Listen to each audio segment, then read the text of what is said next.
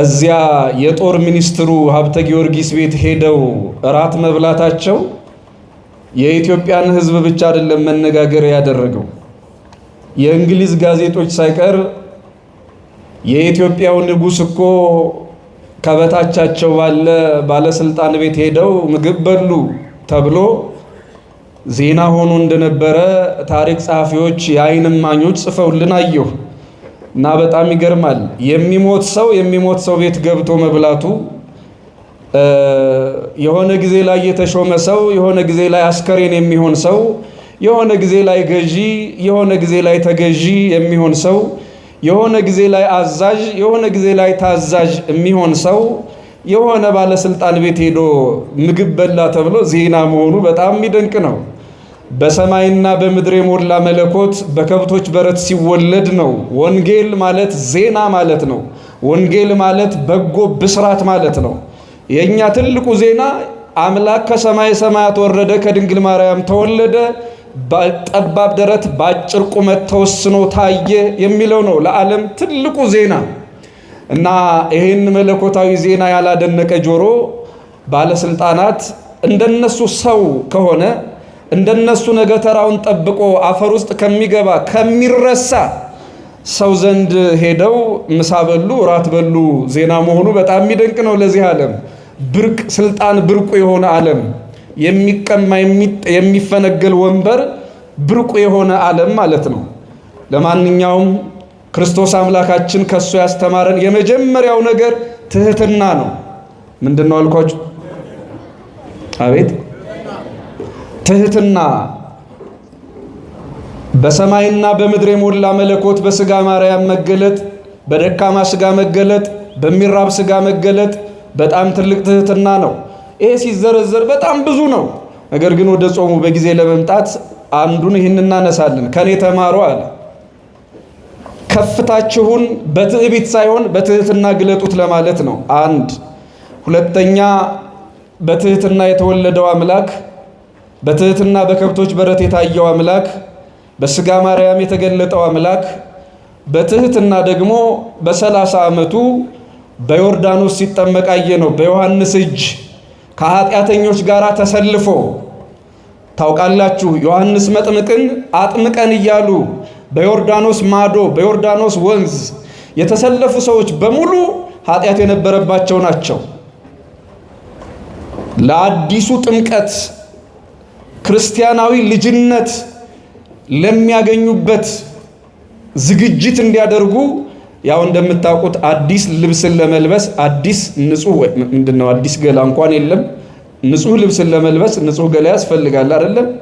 የክርስቶስን ልጅነት ለማግኘት ክርስቶስ በደም በመከራ እንዲወልዳቸው የሱ ማደሪያዎች እንዲሆኑ መጀመሪያ ልብሳቸውን ገላቸውን ማጠብ ነበረባቸው። ስለዚህ ዮሐንስ ለንስሐ የሚሆን ጥምቀት እያጠመቀ ነበር፣ ኃጢአተኞች ስለነበሩ አይሁድ እና ከኃጢአተኛ ጋር ተሰልፎ መድኃኒታችን ኢየሱስ ክርስቶስ መታየቱ ከዚህ በላይ ምን ትህትና አለ?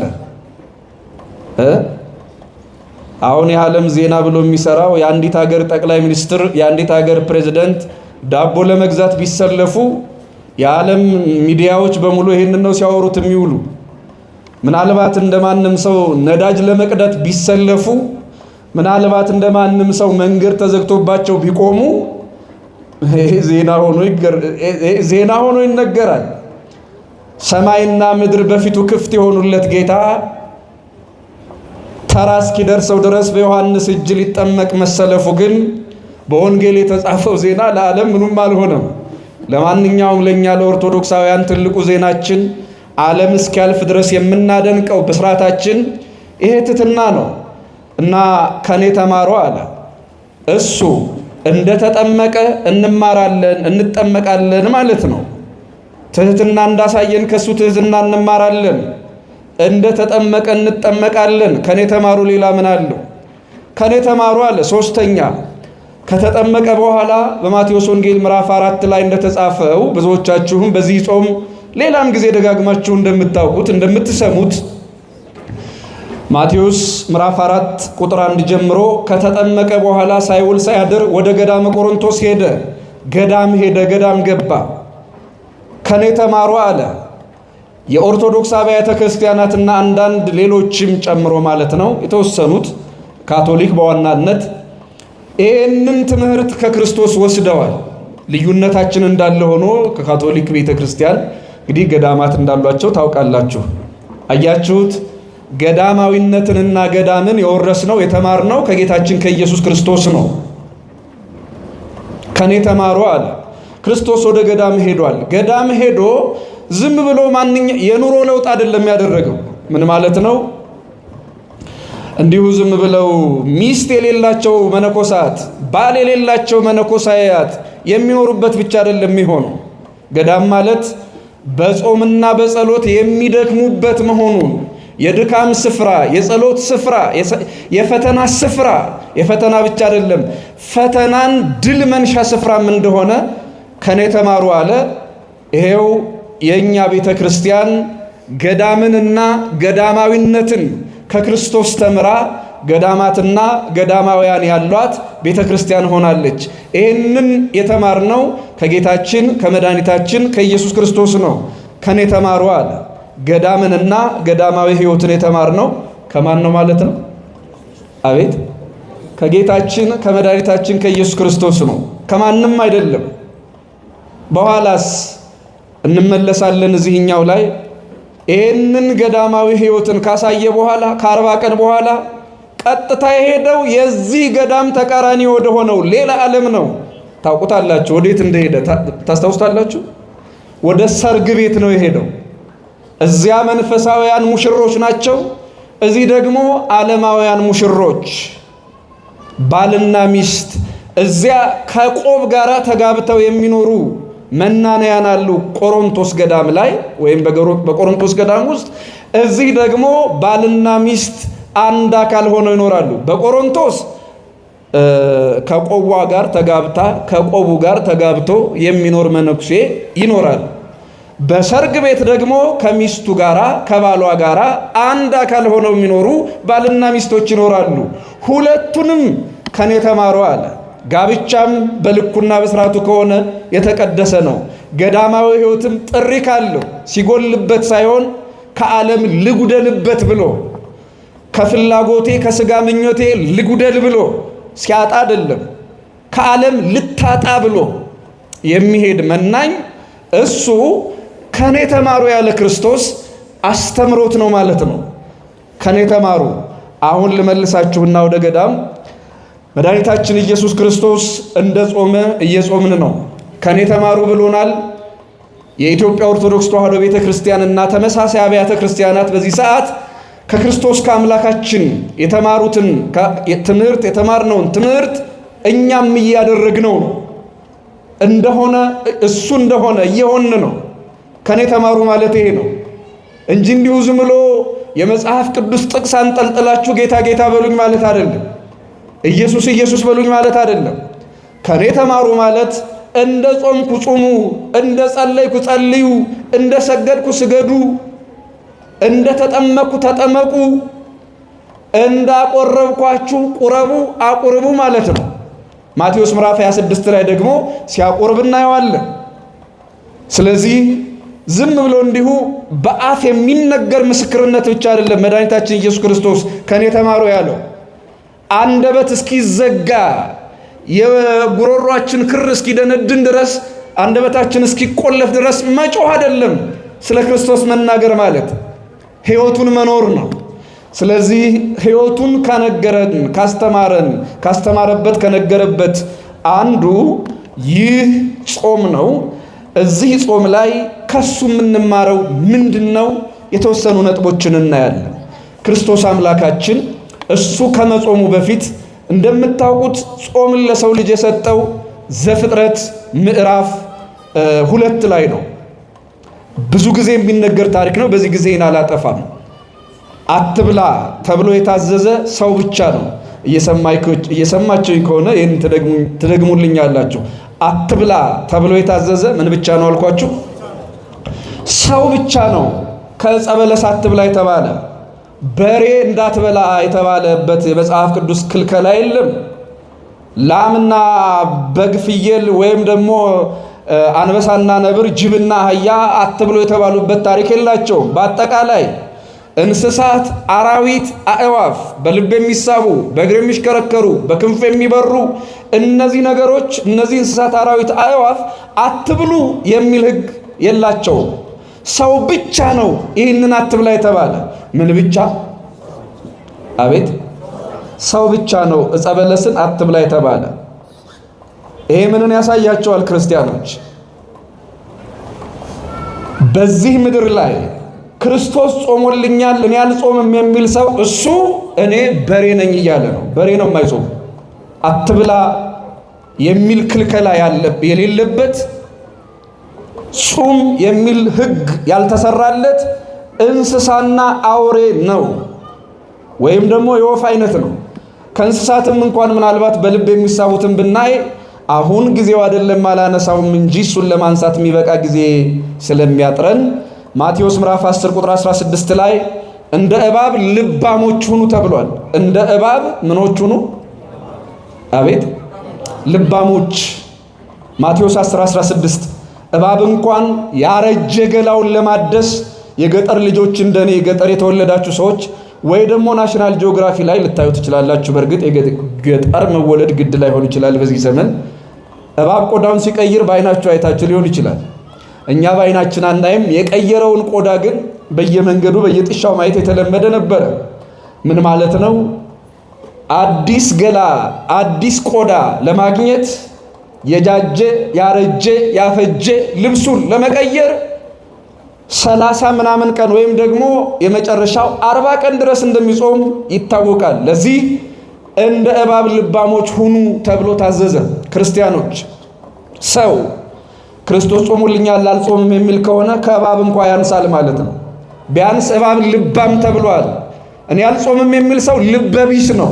በበሽታ ካልሆነ በደዌ በልዩ ልዩ ችግር ካልሆነ በስተቀር አልጾምም የሚል ሰው ክርስቲያኖች እባብ እንኳን ልባም ተብሎ በወንጌል እስኪወደስ ለሰው አርአያ እስኪሆን ድረስ የተነገረለት ፍጡር ሆናል እባብ።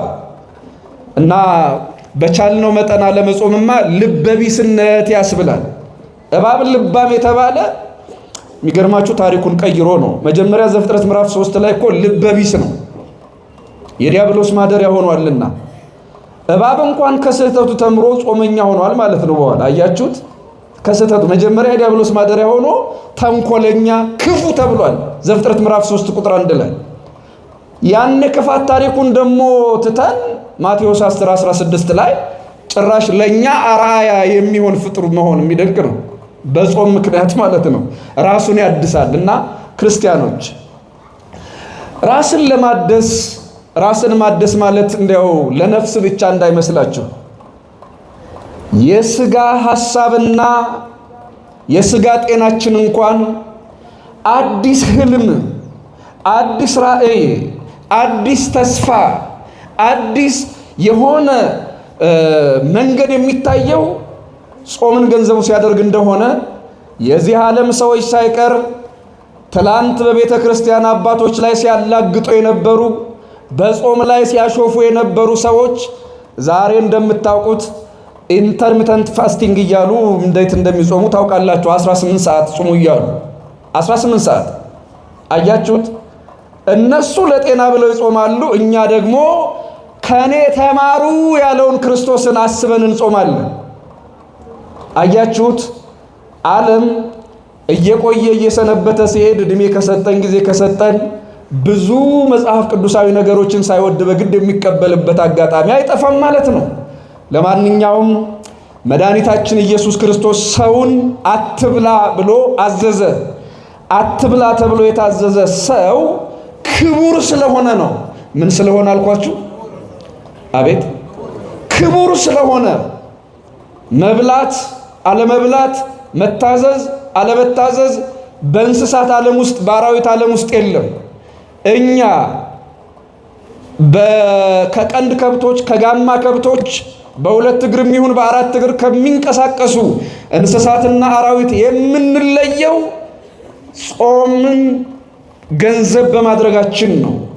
ስለዚህ ክርስቲያኖች የምጾመው ለምንድን ነው ብላችሁ ብታስቡ እንስሳ ስላልሆንኩ እንላለን። ምን ስላልሆንኩ? አቤት።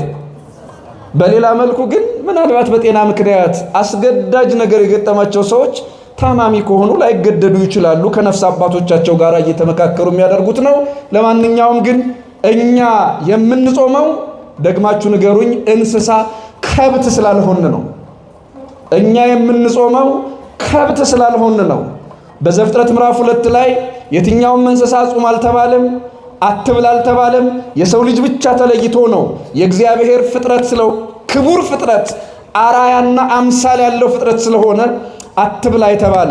ስለዚህ እኛ የከበረ ማንነት ያለን መሆናችንን የምንገልጠው በጾም ነውና ጾም ማለት ክቡር ማንነታችንን የሚገልጥ ነው። ይሄ ነው ለኛ ሰው እግዚአብሔርም ማለት ሰውን በመልካችን እንደ ምሳሌያችን እንፍጠር የሚለው ቃል ማሳያ የሚሆነን መተርጎሚያ የሚሆነን ይህ ጾማችን ነውና እኛ እንጾማለን። በሌላ መልኩ ለምን እንጾማለን እያል ከክርስቶስ የተማርናቸውን ነገሮች ስንዘረዝር ለምን እንጾማለን? ክርስቶስን ለመምሰል የሚለውን በመጨረሻ እመጣበታለሁ። ከክርስቶስ በታች ያሉ ሌሎችም ደግሞ አሉ። ቅዱሳን መላእክትን ለመምሰል ዛሬ አጋጣሚ የቅዱስ ሚካኤል በዓልም እንደመሆኑ መጠን ስለ ቅዱሳን መላእክት ትንሽ ነገር ልናገር። ቅዱስ ሚካኤል ወይም ቅዱሳን መላእክት በሙሉ ምግብ ይበላሉ አይበሉም? እስኪ ልጠይቃችሁ። አቤት ምን አላችሁ? አይበሉ? እስኪ አስባችሁ ነገር ግድ የለም ይበላሉ አይበሉም? አይ ሲጀመር ይውላችሁ ምን አይነት ምግብ ብትሉ አይሻልም? እኛ የምናውቀው ፍርፍርና ፓስታ ነው ወይስ ጋዳ ለጾሙ እነዚያ ምግቦችን ነው? ትዝታ እንዳልቀሰቅስ ብዬ ነው ተናግሬ። ምግብ እሱ ብቻ አይደለም። በመጽሐፍ ቅዱስ ነቢዩ ዳዊት እንዲህ ይላል፣ ወህብስተ መላእክቲሁ በሉ እጓለ እመሕያው፣ የሰው ልጆች የመላእክትን እንጀራ በሉ ወይም የሰው ልጅ የመላእክትን እንጀራ በላ ይላል። የመላእክትን እንጀራ በላ። የምንን እንጀራ? ይሄ ብዙ ትርጉም አለው። ነገር ግን የመላእክት እንጀራ ማለት እነ አቡነ ገብረ መንፈስ ቅዱስ እነ አቡነ ተክለ ሃይማኖት እነ ቅዱስ ያሬድ በሰማይ የሰሙት የዜማ ምግብ ነው። በአፍ የሚገባ አይደለም፣ በጆሮ የሚገባ ምግብ፣ በጆሮ ገብቶ ነፍስና ስጋን የሚያለመልም ምግብ ነው እና ቅዱሳን መላእክት ምግብ አላቸው። ምን አይነት ምግብ ያላችሁ እንደሆነ ምግቡን ላሳያችሁ። ትንቢተ ኢሳይያስ ምዕራፍ 6 ላይ ቅዱስ ቅዱስ ቅዱስ ቅዱስ የሚል የዮሐንስ ራእይ ሙሉ ምዕራፎች አሉት።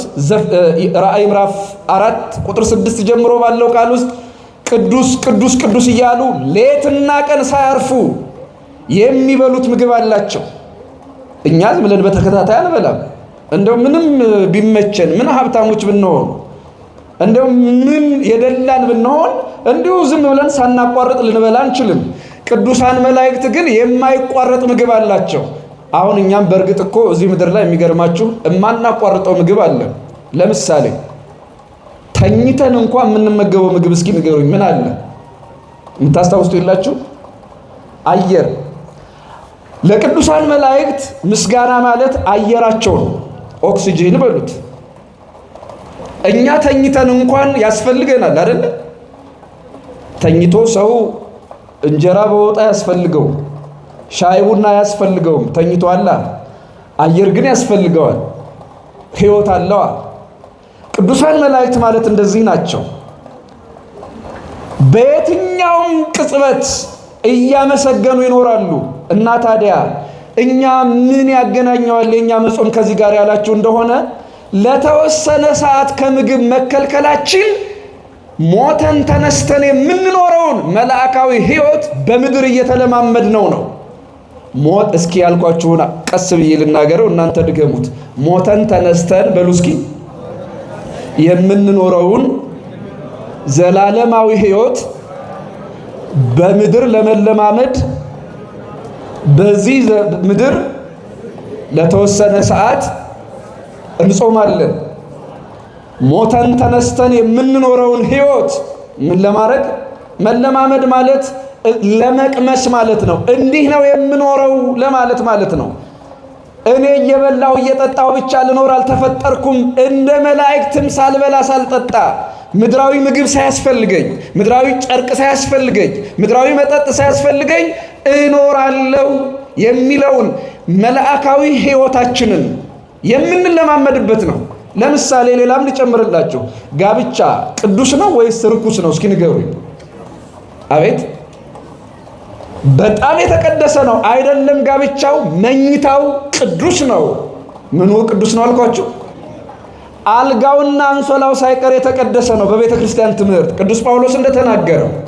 ነገር ግን በጾም ሰዓት ሩካቤ ባል ከሚስት ጋር፣ ሚስት ከባሏ ጋር እንድትተኛ አይፈቀድም።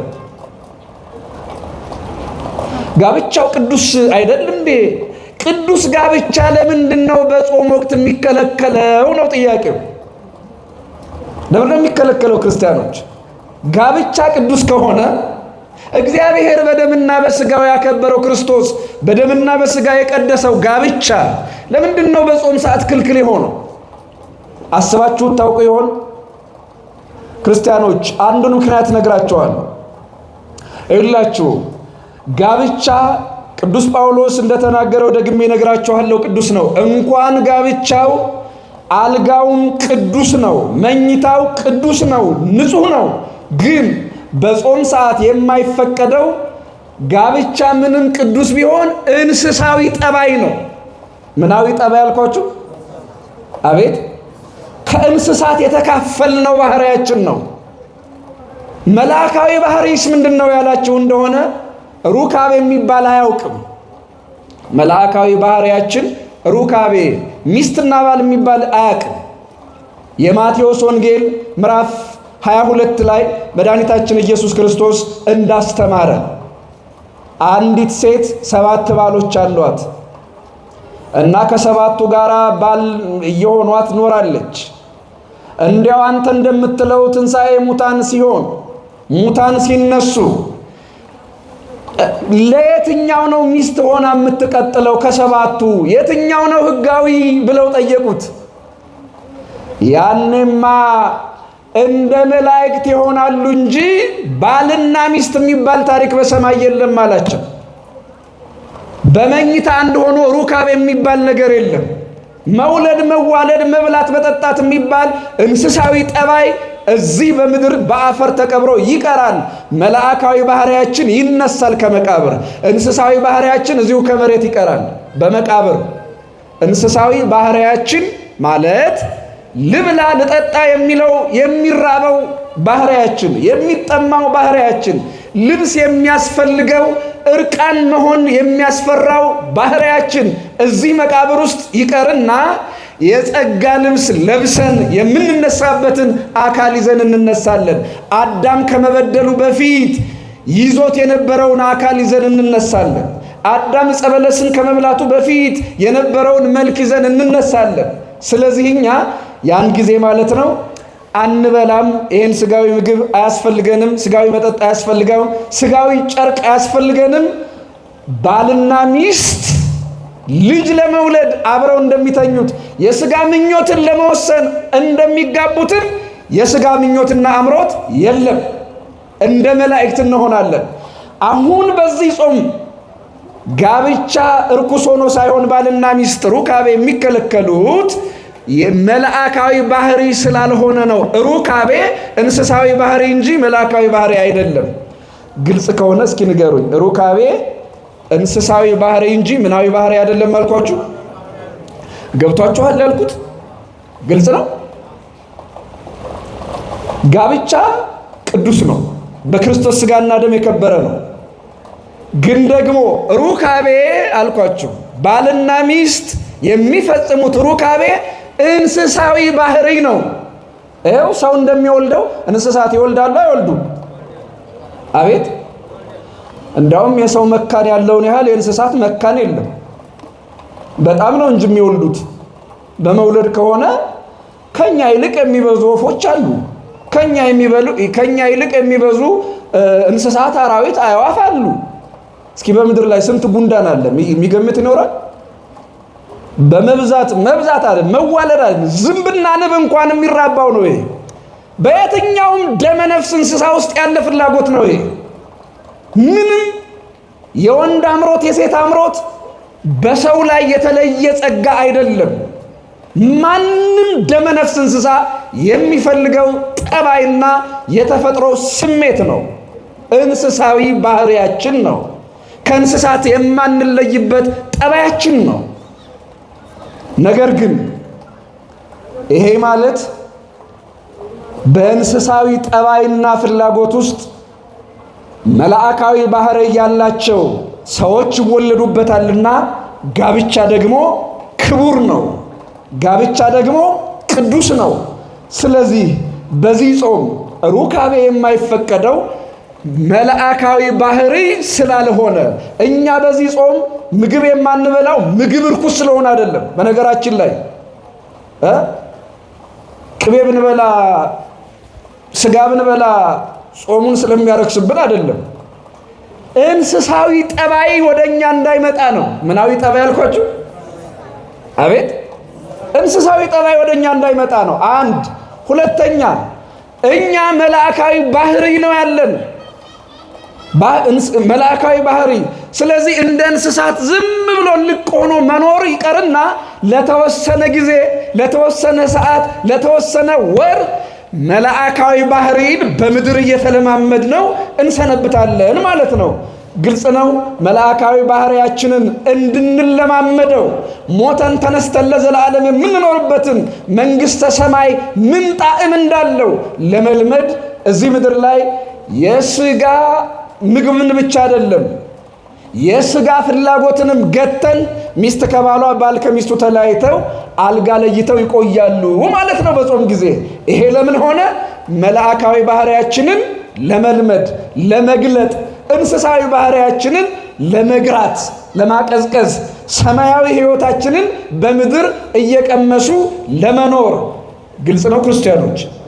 ስለዚህ ከኔ ተማሩ አለ ክርስቶስ አምላካችን። ከሱ ብቻ አይደለም ከመላእክቱም እንድንማር መላእካዊ ሕይወትን በምድር እንድንለማመድ ጾሙ ብሎ ወይም ጾሙ ለማለት ጾሞ ከኔ ተማሩ አለ።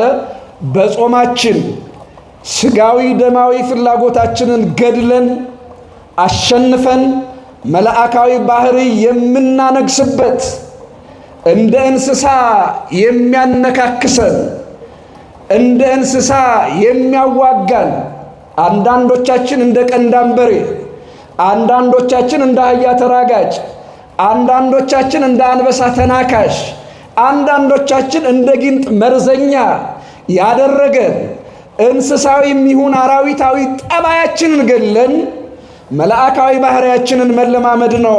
ይህ የዚህ ጾም ወቅት ዓላማ። ስለዚህ ክርስቲያኖች እንስሳዊ ባህሪያችንን እያጠፋ ነው። ውስጣችን በዚህ ጾም ወቅት ምን እያለን ነው? ህልሞቻችን ጤነኛ ናቸው? መውጣት መግባታችን ጤነኛ ነው? ከለመድነው በጾም ውጭ ካሳለፍነው ሰዓት የተለየ ህይወት አለን? ምግብ ነው የቀየርነው ወይስ አኗኗር? ክርስቲያኖች የምግብ ገበታ ስለተቀየረ ህይወት ሊቀየር አይችልም። ከምግባችን ጋራ ህይወት ካልተቀየረ ጾም ከንቱ ይሆናል። ምግብ ተለውጦ ህይወት ካልተቀየረ ጾም ከንቱ ይሆናል። ጾማችን ከንቱ እንዳይሆን መላእካዊ ባህሪያችንን ለምደን እሱን ተላብሰን እንድንኖር አምላካችን እግዚአብሔር የነ ቅዱስ ሚካኤልን መላእካዊ ባህሪ ለሁላችን ያድለን። ብዙ ጊዜ የምንወዛገብበት አንድ ጥያቄ አለ። እስኪ እሱን ባጭሩ ተናግሬ ትምህርቱን ለመቋጨት ልሞክር። ከኔ ተማሩ ያለ አምላካችን በመላእክቱ በኩልም የምንማረው ብዙ ነገር ነግሮናል። ግን ዛሬ እንዳልኳችሁ ጾም ብቻ አይደለም፣ የቅዱስ ሚካኤል ወራዊ በዓል ነውና ሁል ጊዜ የሚጠየቅ በተለይ ወጣቶቹ ብዙ ስለሆናችሁ በዚህ ሰዓት ያው እኛ የሽፍት የፈረቃ ትምህርት ነው። ጠዋት ወላጆች አሉ፣ አሁን ልጆች ናችሁ የምትበዙ። ስለዚህ እናንተ ደግሞ ማህበራዊ ሚዲያ ትበዛላችሁ እዛ አካባቢ እና እናንተ ኦርቶዶክሶች ቅዱስ ሚካኤልን የካ ሚካኤል ላይ ሆናችሁ አንተ የካው ሚካኤል ትሉታላችሁ። እዚያ ሴምሲ እዛ አዲሱ ሚካኤል፣ እዚያ ደግሞ የሆነ ሐረር፣ እዚያ ድሬዳዋ፣ እዚያ ደግሞ ቁልቢ ምናምን ሆናችሁ ደግሞ እዛ ዋሽንግተን፣ አውስትራሊያ፣ እዚያ ደግሞ ኖርዌይ ያለ ሰው ብቻ በየምድር ጫፍ ያለ ሰው ድረስልኝ ድረስልኝ ሲለው ሚካኤልን ለስንቱ ይደርሳል? ቅዱስ ሚካኤል አንድ ፍጡር አይደለም እንዴ? ለስንቱ ነው የሚደርስላችሁ የሚሉ ሰዎች ገጥሟቸው አያውቁም? ምናልባት ሚዲያ ላይ ብዙ የሌላቸው ወጣቶች ይሄ እያልኩት ያለው ችግር አይገባችሁም። ይህን ጥያቄ ከሌሎች ሰዎች በተደጋጋሚ ወደኛ ጥያቄ ሆኖ ስለሚመጣ እናንተ ማየታችሁ ስለማይቀር ለዚያ ነው ያነሳሁት። ባጭሩ ለመመለስ ግን ብዙ ጥቅሶች በመጥቀስ ጊዜ አላባክንም፣ ምሳሌ ብቻ ሰጣችኋለሁ። በዋትሳፕ እድሜ ለኢንተርኔት መቼም የግሩፕ ኮል አድርጋችሁ ሊሆን ይችላል። በጋራ 3-4 ሆኖ አንዱ አውሮፓ፣ አንዱ አውስትራሊያ፣ አንዱ አሜሪካ፣ አንዱ ደግሞ በዚህኛው ጫፍ ሆኖ በተለያየ የዓለም ጫፍ ላይ ሰዎቹ ያወራሉ። እስኪ ልጠይቃችሁ፣ ሁሉም በተመሳሳይ ሰዓት መናገር ይችላሉ? አይችሉም? አቤት ምን አላችሁ? ይችላሉ አይደለ? እንደው የአሜሪካው እየዘገየ የአውሮፓው የፈጠነው ወይ ደግሞ እዚህ ውስጥ አገር ውስጥ ያለው የበለጠ እንደው የሆነ ዘገምተኛ ድምፅ አይደለም። በእርግጥ ድሮ ኢንተርኔቱ ሳይሻሻል ኔትወርኩ ምናምኑ ትንሽ የሚጎተት ድምፅ ነበር መሰለኝ። አሁን ግን ዘመኑ አፈጠነ። ስለዚህ ተመልከቱ፣ የሚጎተት እንኳን ድምፅ የለም። እስኪ ልጠይቃችሁ ክርስቲያኖች፣ አሁንም እንዳላችሁት በተመሳሳይ ሁኔታ እዚህም ያለው እዚያም ያለው ሰው እኩል ጥያቄ ሊጠይቅ ይችላል። ለምሳሌ መምህሩ እያስተማረ በቅጽበት እሰማዋለሁ። ይህን ያህል ርቀት ያለው አገር ላይ በተለያየ የምድር ጫፍ ላይ ያሉ ወገኖች በኔትወርክ አማካኝነት እንዲህ በፍጥነት እየተደማመጡ እየተያዩ የሚያወሩት ያው እንደምታውቁት ባለው የኔትወርክ ግንኙነት ምክንያት ነው። በኢንተርኔት አማካኝነት ነው ብለን እንያዝ።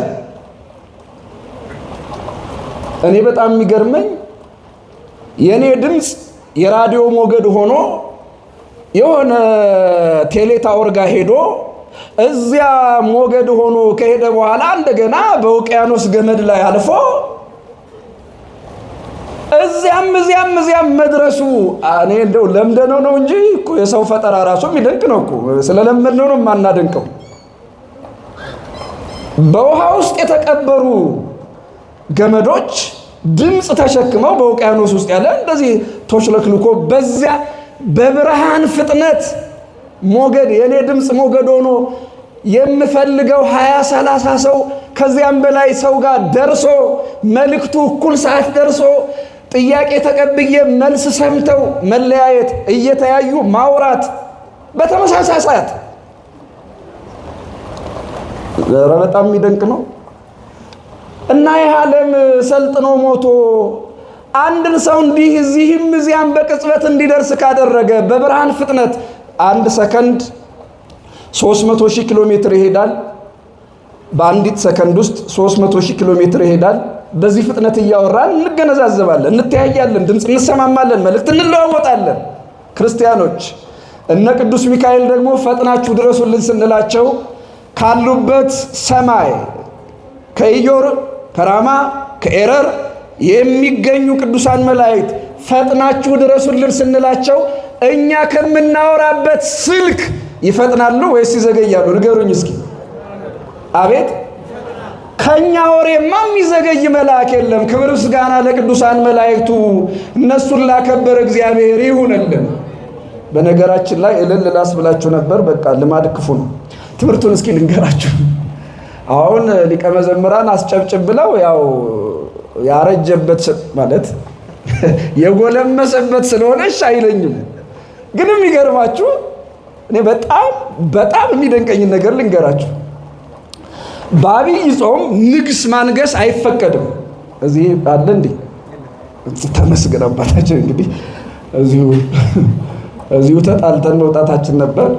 እዚህ አጋጣሚ ሆኖ በአብይ ጾም ንግስ የለም። በአብይ ጾም በቤተ ክርስቲያናችን ንግስ ማንገስ አይፈቀድም።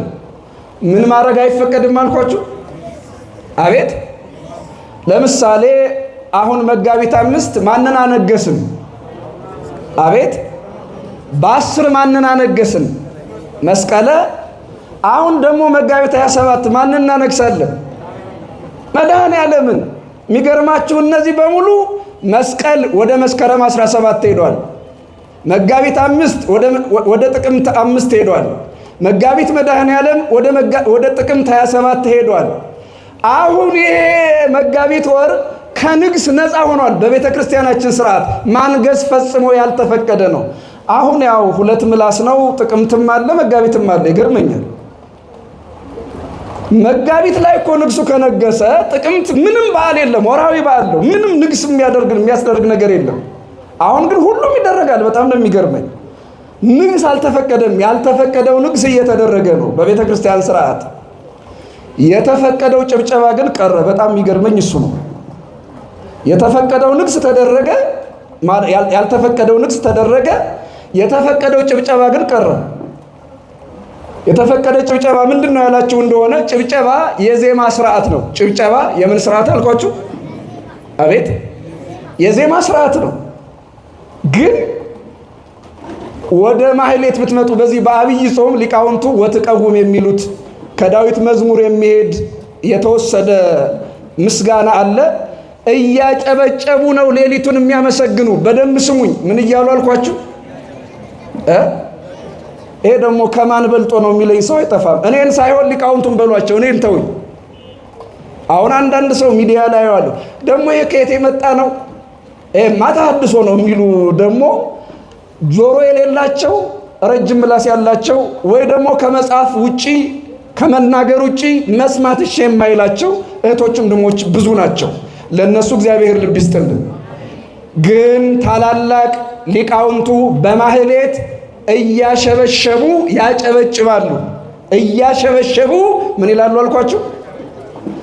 በላውን ከመርጌቶቹ ከቅዱስ ያሬድ የዜማ ስርዓት ካልበለጥ እስኪ እግዚአብሔር በቅዱስ ሚካኤል አድሮ የሚሰራውን ድንቅ ስራ እልል ብላችሁ አጨብጭባችሁ አመስግኑ። እስኪ ለያችሁ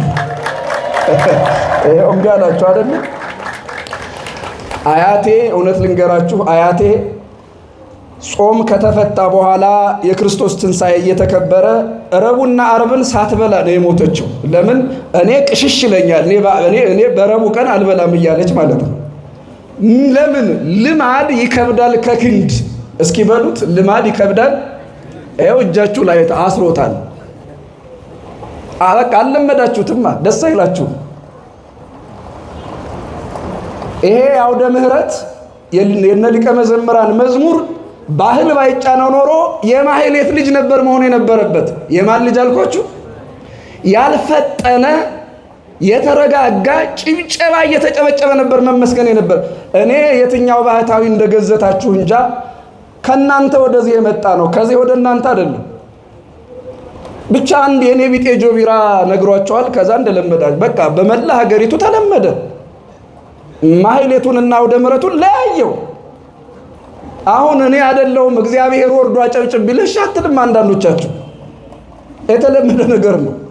ለማንኛውም እኔ ቅዱስ ሚካኤል እዚህ ምድር ላይ ከተሰራ ፈጣን ኔትወርክ ይልቅ በምስራቅ፣ በምዕራብ፣ በሰሜንና በደቡብ ጫፍ ላይ ያሉ ሰዎች ፊት ለፊት እየተያዩ በውቅያኖስ ያለ ገመድ ድምፃቸውን ሳያዘገየው ከቴሌ ታወር ተተርጉሞ የሬዲዮ ሞገድ የነበረ ድምፅ መልእክት ሆኖ ጽሑፍ ሆኖ ወደ እነሱ ጆሮና አይን እስኪገባ ድረስ እንዲህ ቀርፋፋ ካልሆነ እንዲህ ፈጣን ከሆነ ከድምፅ የፈጠኑት ከዘመናዊ የስልጣኔ የኔትወርክ ስልጣኔ የቀደሙት ፍጥነታቸው በሰዓት የማይለካ የእግዚአብሔር አገልጋዮች ደግሞ እኛ በዚህ ዘመን ከምናውቀው 5G ኔትወርክ ምናልባትም 6G 7G የሚባል ኔትወርክ እንኳን ቢመጣ ለምን ሺህ የሚባል ጄኔሬሽን አይመጣም? ኔትወርክ ቅዱሳን መላእክትን ሊቀድም የሚችል ፍጥነት የለም።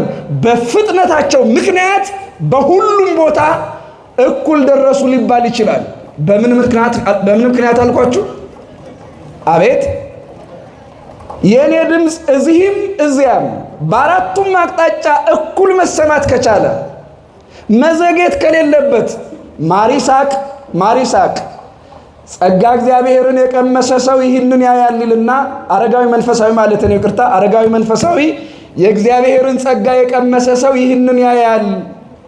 የመላእክትን ፍጥነት እንዲሁም በሁሉ ቦታ በቅጽበት መገኘታቸውን ያያል አለ። ይሄ ማለት ቅዱስ ሚካኤል እንደ እግዚአብሔር በሁሉ ሙሉ ነው ማለት አይደለም። ነገር ግን በጠራችሁት ጊዜ ከድምፅ ይፈጥናል። ከምን ይፈጥናል አልኳችሁ? አቤት እኛ ሄሎ ከምንባባልበት ድምፅ በላይ የፈጠነ ተራዳኢነት አላቸው ቅዱሳን መላእክት። ስለዚህ ክርስቲያኖች እኛ እዚህ ምድር ላይ እየጾምን ያለነው ይሄንን አገልግሎት ለማግኘት ጭምር ነው። መላእካዊ ባህሪ፣ መላእካዊ ጥበቃ፣ መላእካዊ አገልግሎትን ለመሳተፍ ጭምር ነው። አምላካችን እግዚአብሔር በዚህ ሰዓት እንድንጾም በስርዓቱ በቤተ ክርስቲያን ስርዓት በመጻሕፍት የሚነግረን የሚያስተምረን ይህንን የመላእክት ጥበቃ እንድናገኝ ይህንን መላእካዊ ሕይወት እንድንሳተፍ ነው። አምላካችን እግዚአብሔር በእውነት የነ ቅዱስ ሚካኤል የነ ቅዱስ ገብርኤል የቅዱሳን መላእክትን ክብርና ጸጋ በሁላችን ላይ ያሳድርብን። በመጨረሻም እኛ ከክርስቶስ የምንማረው ተፈትኖ ማለፍን ነው። ምን ብሎ ማለፍን አልኳችሁ? ገዳመ ቆሮንቶስ ላይ ክርስቶስ በሄደ ጊዜ ሰይጣን ተወው። አቤት ይሄማ በዮርዳኖስ ከሰማይ ድምፅ የሰማሁለት ጌታ ነው ብሎ ሰይጣን አልፈትነውም አላለም። ዳቦ ይዞ ማለት ድንጋዩን ዳቦ አድርገህ እንብላ ብሎ ገንዘብ ይዞ ስልጣን ይዞ ነው የሄደው። ክርስቲያኖች እኛ በቤተ ክርስቲያናችን ትምህርት ገዳማውያንና ገዳማት ይፈተናሉ። አንዳንድ ሰዎች አላችሁ ገዳም ሄዳችሁ የሆነ ነውር ስታዩ እንዴ ዓለም ላይ ደግሞ ማየው እዚህ ተከትሎ ይመጣ እና ሰይጣን ምን ስራ አለው ገዳም ካልሄደ? ክርስቶስን ተከትሎ ገዳም ቆሮንቶስ የሄደው ቆብጭኖ መቁጠሪያ ይዞ ሊቆጥር ነው። ሰይጣን ቆሮንቶስ ገዳም ድረስ የሄደው እኮ ክርስቶስን ከጸሎት ለማቋረጥ ነበረ። አምላካችን ክርስቶስን እንዳይጸልይ ለመፈተን ነበረ። ገዳመ ቆሮንቶስ ድረስ ሄዶ ክርስቶስን የፈተነ ሰይጣን የእኛን እናቶች የእኛን አባቶች በዋዛ ይለቃቸዋል ይመስላችኋል? የትኛውም ገዳም ብትሄዱ ደካማ ሰዎችን ታገኛላችሁ። በደከሙ ሰዎች እንዳትሳለቁ። ማሪሳቅ አሁን እንዲህ ይላል፣ አንተ ሰይጣን ባደከመው ሰው ሰይጣን በጣለው ሰው ላይ ነውረኛ፣ ባለጌ፣ ኃጢአተኛ እያልክ የምትሳለቅ ከሆነ አንተ ከጋኔን ነው ቁጥርህ፣ ከአጋንንት ነው ቁጥርህ ይላል። ቁጥርህ ከምን ጋር ነው አለ? ለምን እነሱ አሳሳት ነው ሰራንለት፣ አስመሳይ ያደረግ ነው። እዩት፣ አለባበሱ ደግሞ እኮ ምንም ኃጢአት የሚሰራ እኮ አይመስልም እያሉ ይስቁበታል። ቅዱሳን መላእክት ደግሞ ይሄ ሰው ጻድቅ መስሎ ወደቀ ብለው ያለቅሱለታል። አንተ ለወደቀ ሰው እንደ ቅዱሳን መላእክት አልቅስ እንጂ እንደ አጋንንት አትሳቅበት። እድሜ ለንስሐ ስጠው በል። የጠመመ ጎዳናው እንዲቀናለት ጸልይለት። ባትጸልይ እንኳን በመሰናክሉ ላይ ለመሰናክል አትፍጠር፣ እንደ አጋንንት አትሳቅበት ይላል ማሪሳቅ። በተሰናከለ ሰው ገዳማውያንና ገዳማት ከክርስቶስ ጊዜ ጀምሮ እስከ ዓለም ፍጻሜ ድረስ መሰናክል ፈተና ይገጥማቸዋል። አንዳንዴ በስስት፣ አንዳንዴ በትዕቢት፣ አንዳንዴ በፍቅረ ነዋይ በልዩ ልዩ ኃጢአት ሊፈተኑ ይችላሉ። ይሄ የሆነው ደግሞ ክርስቶስ አምላካችን እንደተፈተነው መፈተን ስላለባቸው ነው። የሚወድቁትን ብቻ አይደለም፣ ድል የነሱትን ማየት ነበረብን። አልታደልንም። ድል የነሱታል። እኛንም ክርስቶስ የነገረን እዚህ ምድር ላይ የምንኖር እዚህ ዓለም ላይ የምንኖር ሰዎች ስትጾሙ ስትጸልዩ ሰይጣን እንደው አልቻልኩም ብሎ በአንድ ጀንበር እናንተን ትቷችሁ ፈተናችሁ ሁሉ ጠፍቶ አልጋ በአልጋ የሆነ ክርስትና ታገኛላችሁ ማለት አይደለም። አንድ ጊዜ ስለት የሰመረ ብላችሁ ከተናገራችሁ ከዚያ በኋላ ሌላ ጉድለት አይመጣም ማለት አይደለም። ለጸሎት ስትቆሙ ጸሎቱን ስትጀምሩ፣ ጾሙን ስትጀምሩ፣ ስግደቱን ስትጀምሩ ሰይጣን ጓዙን ጠቅሎ ወደ እናንተ ይመጣል። ልክ ወደ ክርስቶስ እንደሄደው ማለት ነው። ያን ጊዜ ፈተና ሲመጣ የወደቃችሁ እንደሆነ ከክርስቶስ አልተማራችሁም፣ ከክርስቶስ አልተማርንም ማለት ነው። አይ እኔና ክርስቶስን ምን ያነጻጽረናል? እሱ አምላክ፣ እኔ ተራ ፍጡር፣ እንዴት ነው ደግሞ እኔና እሱ የምንነጻጸር የሚል ሞኝ ካለ ልንገራችሁ። ክርስቶስ ሰይጣንን ድል የነሳው በመለኮቱ አይደለም። እስኪ አብራችሁኝ በሉ፣ ኢየሱስ ክርስቶስ በሉ እስኪ። ሰይጣንን ድል የነሳው በመለኮታዊ ባህሪው አይደለም፣ በሰውነት ባህሪው ነው። በምኑ ነው አልኳችሁ? እንደኛ በደከመ ስጋ ነው ድል የነሳው፣ በጠወለገ ፊቱ ነው ድል የነሳው እንጂማ መለኮት የእሱን ፍጥረት ዲያብሎስን በኃይሉ ድል ቢነሳው ምን ይደንቃል? ይቅርና መለኮት አሁን እንዲያው የ15 ዓመት ወጣት የ20 ዓመት ወጣት እሺ የ5 ዓመቱን ሕፃን ቢደበድበው ወይ ቻለው እኮ አሸነፈ እኮ ይሄ ዜና ይሆናል እንዴ? ተውት። የ5 ዓመት ብላቴና ሕፃን የ2 ዓመት ሕፃን ቢመታ አሸነፈ ተብሎ ዜና ይሆናል እንዴ? ክርስቶስ ማለት አምላክ ነው፣ ፈጣሪ ነው። በፈጣሪነቱ በአምላክነቱ ዲያብሎስን ድል ነስቶት ቢሆን ኖሮ የ1 ዓመት ሕፃን ጮርቃ ሕፃን ያልሆነውን ዲያብሎስን ማሸነፉ ድል ወንጌል ላይ መነገሩ ዜና አይሆንም። በአምላክነቱ ያሸንፈው ኖሮ ዲያብሎስን፣ በፈጣሪነቱ ያሸንፈው ኖሮ ዲያብሎስን። ነገር ግን አምላካችን ክርስቶስ ዲያብሎስን ድል የነሳው እንደኛ በደከመ ስጋ ነው፣ እንደኛ ተርቦ በጠወለገ ስጋ ነው። ስለዚህ ክርስቲያኖች ከኔ ተማሩ ያለ በድካማችሁ አሸንፉ ሲለን ነው። በምናችሁ አሸንፉ? አቤት በድካማችሁ ውስጥ ኃይል አለ። ስለዚህ በድካማችሁ አሸንፉ ማለት ነው። አምላካችን ክርስቶስ በመጣበት ፈተና ሁሉ ሰይጣንን ድል እንዳደረገ እናንተም ትፈተናላችሁ፣ ግን እየጾማችሁ እየጸለያችሁ አትወድቁም ማለት ነው። ስለዚህ ከኔ ተማሩ፣ ተፈተኑ። ግን በጾም በጸሎት ስትበረቱ፣ በስግደት ስትበረቱ፣ በክርስቲያናዊ ስትበረቱ ፈታኛችሁ ራሱ ይፈተንና የሚጥላችሁ ራሱ ይጣላል። እንድትወድቁ ሊያደርጋቸው የመጣ ፈታኝ ራሱ ይወድቃል። ሊሰብራቸው የመጣ ዲያብሎስ ራሱ ይሰበራል። ከኔ ተማሩ አለ አምላካችን ክርስቶስ። ፈተናዎቹን ሁሉ በጾም በጸሎቱ በስግደቱ በመቆሙ ድል ነስቶ ድል ንሱ እንዳለን እንደ ሀገር የመጣብንን እንደ ግለሰብ የመጣብንን እንደ ማህበረሰብ የመጣብንን የትኛውንም ቀውስና ችግር እንድንፈታ አምላካችን እግዚአብሔር የጾምን ኃይል ለሁላችን ያልብሰን። ስብሐት ለእግዚአብሔር።